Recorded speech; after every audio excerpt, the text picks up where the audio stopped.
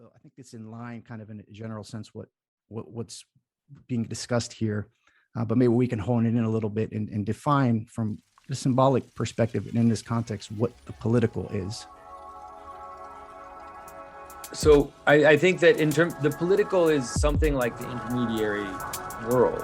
That's the best way to understand it. And so the political is like, you could see it, the good way to understand it is left and right is actually a really good way to understand it. That is, that it's the world of opposites. And so what happens is, especially in American politics, you can really see it kind of crystallizing that way, is that you can understand that God acts with two hands, right? God has the right hand and the left hand.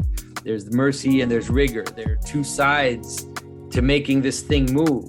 You know, you have to extend mercy and rigor for anything to actually exist.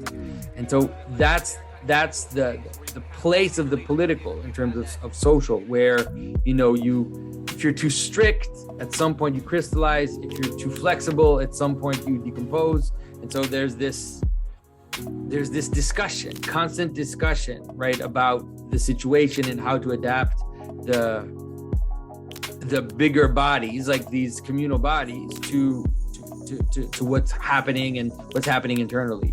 And so it's always messy, it's always difficult, it's always a problem. But if we at least focus on something above it, then hopefully we're able to kind of navigate without excess.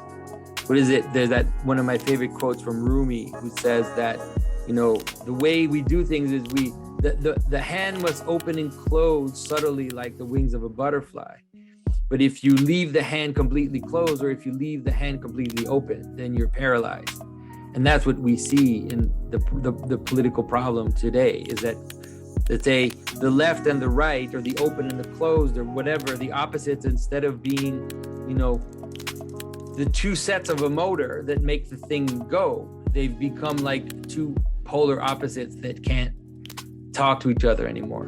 And so we have a kind of frozen situation.